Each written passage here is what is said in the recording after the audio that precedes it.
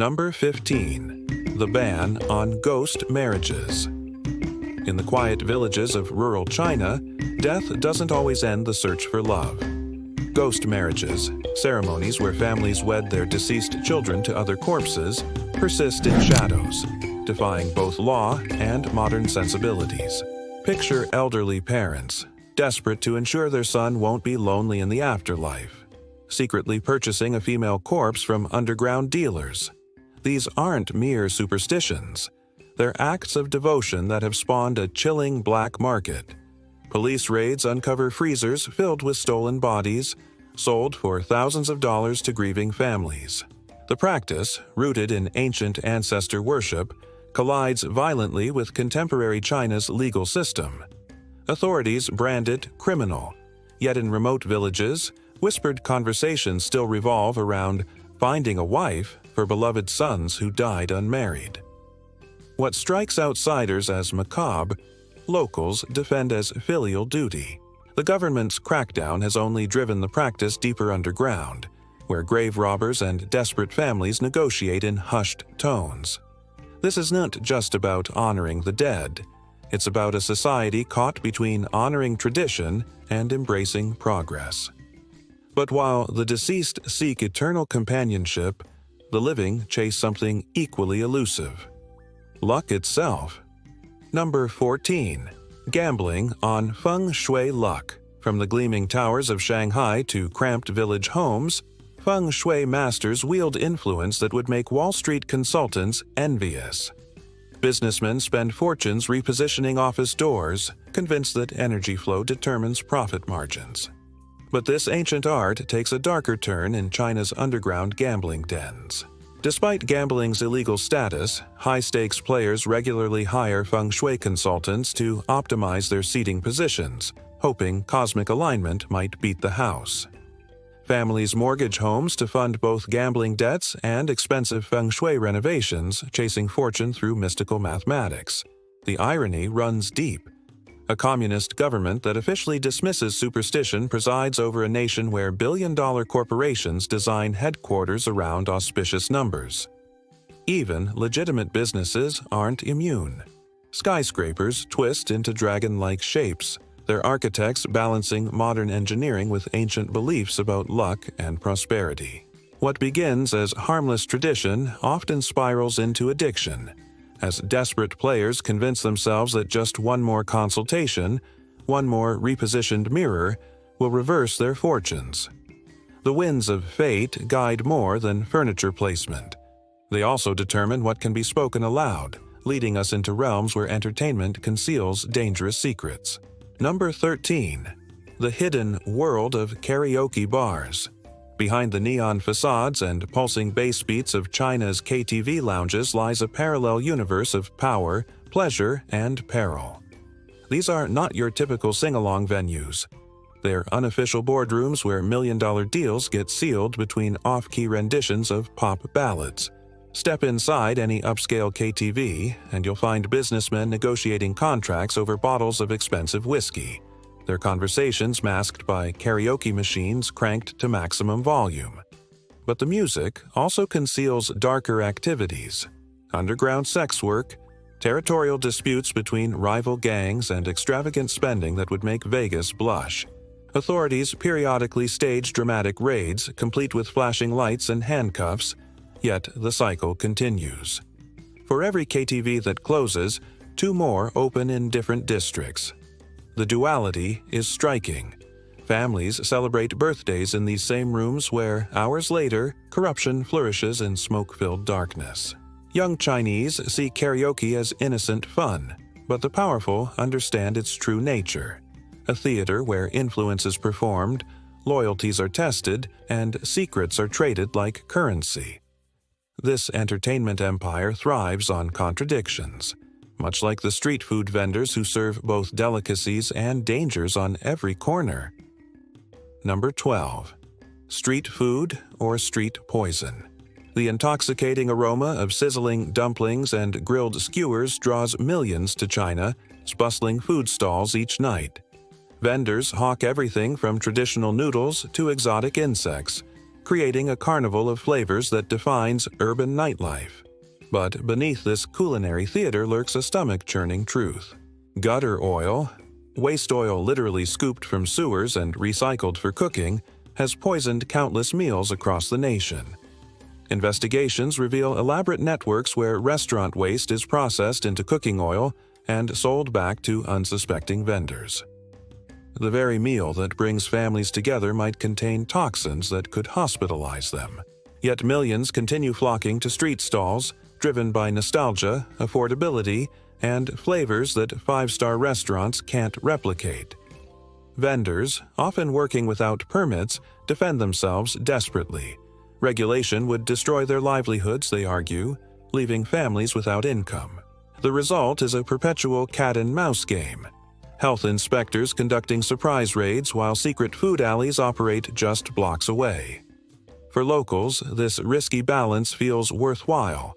For foreigners, it's a terrifying gamble with basic safety. But if food presents one type of danger, China's drinking culture offers another, one where refusal can cost more than just face. Number 11. The deadly pressure of drinking culture. At Chinese banquets, alcohol isn't refreshment. It's a loyalty test that can turn lethal. The ritual of ganbei demands participants drain their glasses completely, often repeatedly, until someone inevitably collapses. Stories of alcohol poisoning at business dinners aren't urban legends. They're tragic realities that families quietly mourn. Young professionals find themselves trapped in impossible situations. Refuse the drink and insult your boss, potentially destroying career prospects. Accept it and risk your health or life. Baijiu, a fiery grain alcohol, flows like water at corporate events where million-dollar contracts get signed by increasingly intoxicated executives. The pressure extends beyond business into universities, where social acceptance depends on matching seasoned drinkers shot for shot. Masculinity gets measured in alcohol tolerance, creating a culture where saying no signals weakness. Hospital emergency rooms regularly treat victims of these liquid loyalty tests, yet the tradition persists. Government health campaigns urge moderation, but peer pressure proves stronger than public policy. Each banquet becomes a battlefield between self-preservation and social expectations. While alcohol dominates public gatherings, private homes harbor their own hierarchies, ones that literally determine who sits where at the family table. Number 10. Women forbidden to sit at the table.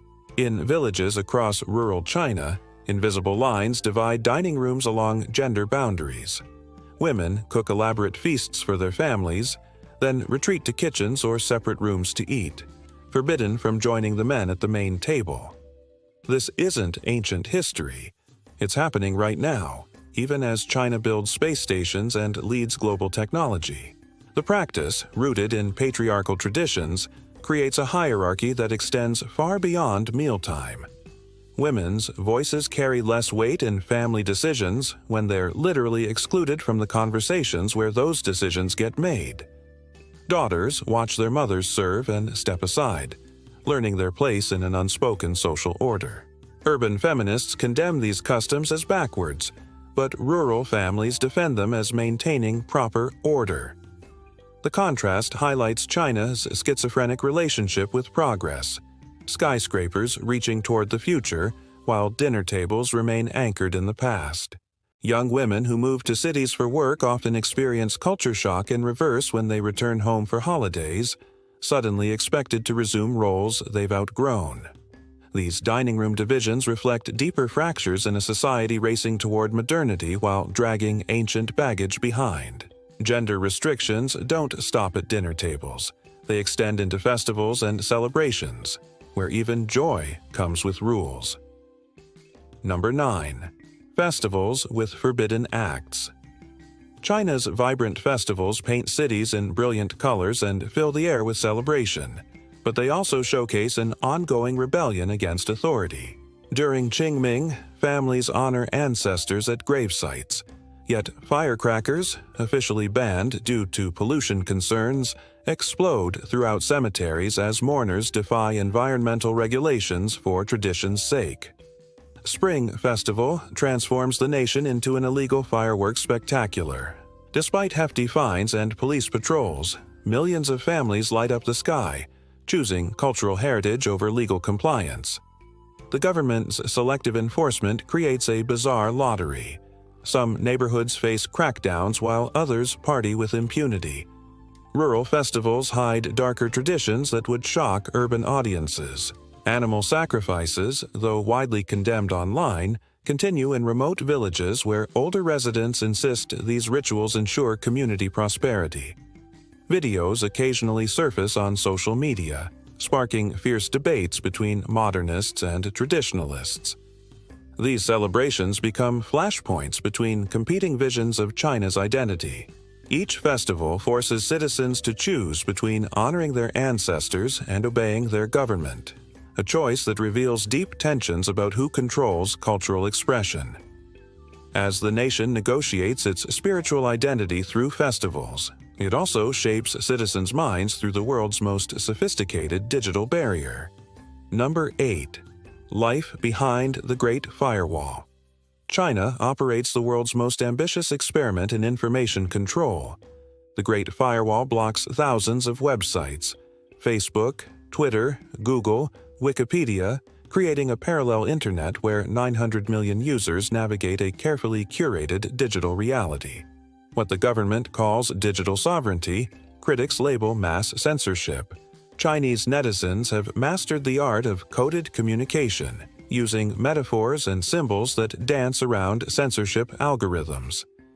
They discuss sensitive topics through historical allegories, replace banned words with similar-sounding alternatives, and share forbidden images disguised as memes. It's a daily cat-and-mouse game between creativity and control. VPNs exist in a legal gray zone, technically illegal but widely tolerated, allowing tech-savvy users to climb the wall and access blocked content. Yet using them carries risks. Authorities can crack down at any moment, turning everyday browsing into a calculated gamble. The irony runs deep. Despite restrictions, Chinese internet users are among the world's most active online, generating content and commerce that drives the global digital economy. They've built thriving ecosystems on homegrown platforms, proving that innovation flourishes even within boundaries. But digital censorship is just one way China shapes reality. Physical architecture also bends to ancient superstitions that would amaze outsiders. Number 7. Architecture of superstition. Scan the skyline of any Chinese city, and you'll notice something peculiar. Buildings that skip entire floors. The number 4, phonetically similar to death in Chinese, is so feared that skyscrapers eliminate fourth floors entirely, creating architectural illusions where the elevator jumps from 3 to 5. This numerical superstition influences billion-dollar real estate projects, where apartments on lucky floors command premium prices while unlucky units sit vacant.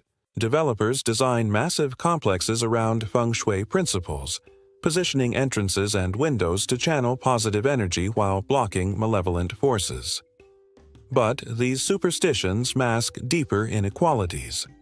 While wealthy buyers obsess over auspicious floor numbers, migrant workers crowd into basement dwellings, invisible to the feng shui masters who design the towers above them. Luxury compounds featuring temples and gardens cater to the elite, while construction workers who built them can't afford to live nearby. Buildings become symbols of belief, wealth, and exclusion simultaneously. A penthouse's lucky number 8 means nothing to the janitor working 16-hour shifts to afford a shared room in the building's forgotten corners. When architectural exclusion reflects social hierarchies, it's a small step to more active forms of public punishment and shame. Number 6. Public shaming as punishment. Despite official prohibitions, convicted criminals still get paraded through Chinese streets, their crimes displayed on placards for public consumption. These modern-day pilgrimages of shame echo imperial traditions where humiliation served as deterrent and entertainment. videos of these processions circulate on social media, dividing viewers between those who applaud the public accountability and those who condemn the medieval spectacle. Local authorities defend the practice as community education, arguing that visible consequences prevent future crimes. Beyond the legal system, shaming permeates schools and workplaces. Underperforming students see their test scores posted publicly, while companies name and display their worst employees for colleagues to witness. These rituals of exposure aim to enforce conformity through fear of social death. The echoes of the Cultural Revolution's struggle sessions remain audible in these contemporary shame campaigns. Public humiliation proves more terrifying than prison for many Chinese, where face and reputation matter more than individual privacy. But punishment extends beyond public squares into the intimate realm of dating and marriage, where society's harshest judgments often hide behind romantic expectations. Number 5.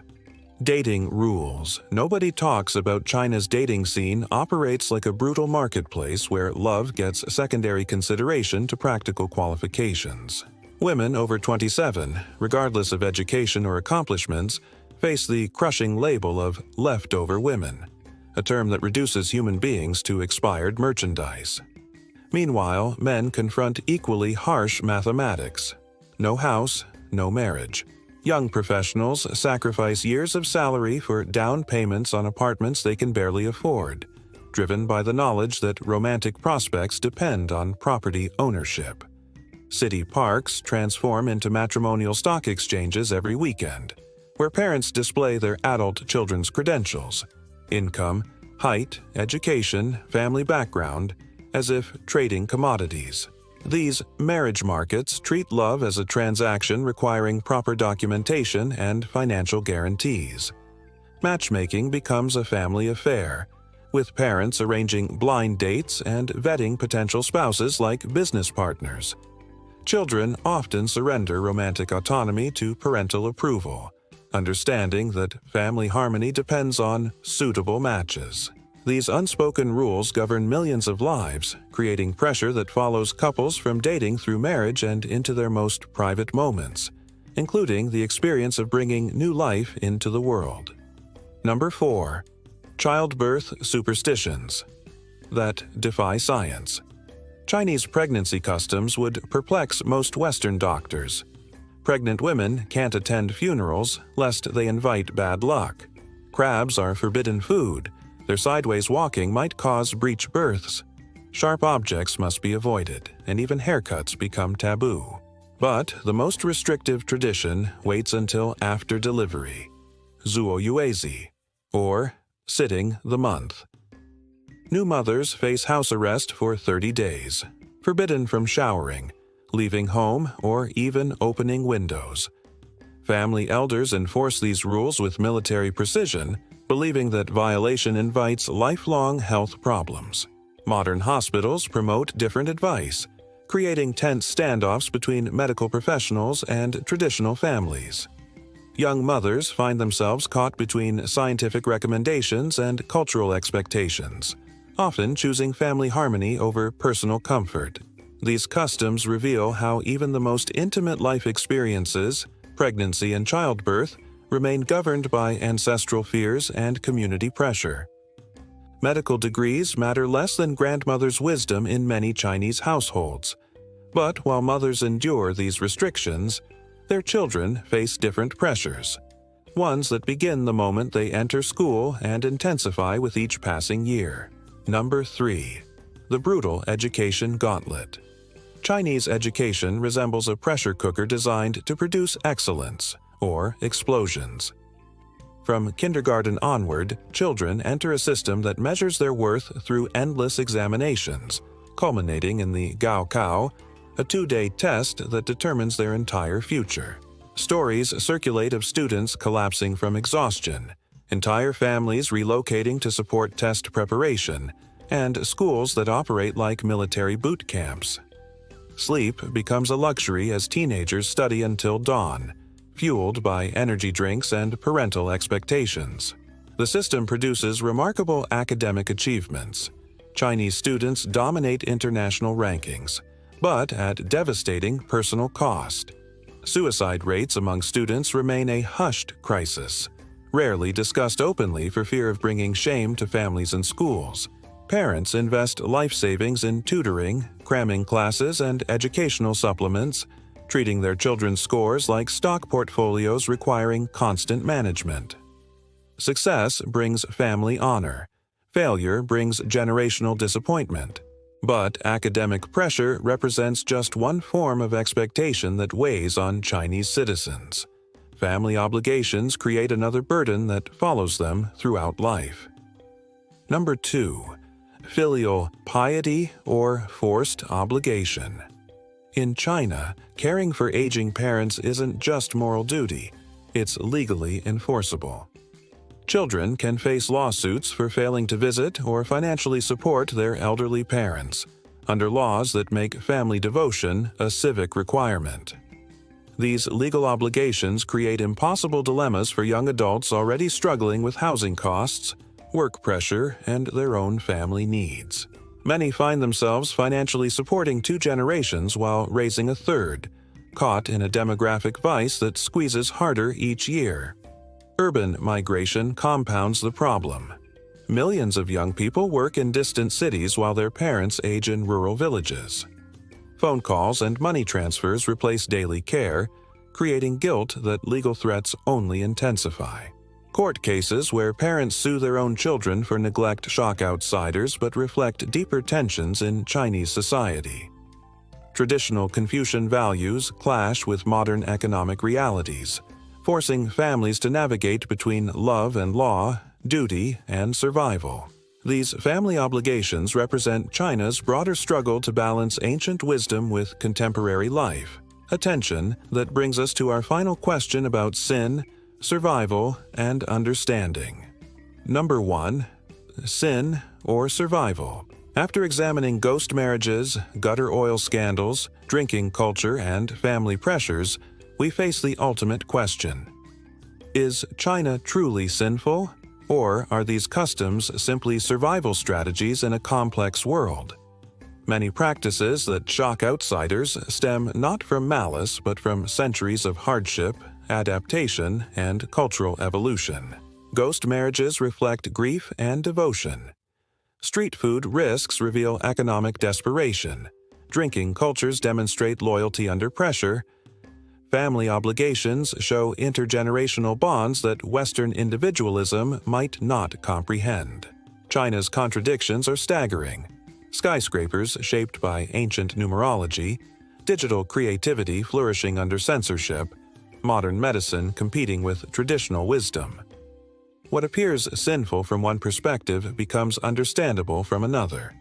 The real taboo might be outsiders' rush to judgment without seeking deeper understanding. China represents one of humanity's oldest continuous civilizations, shaped by geography, history, and experiences that most foreigners can't fathom.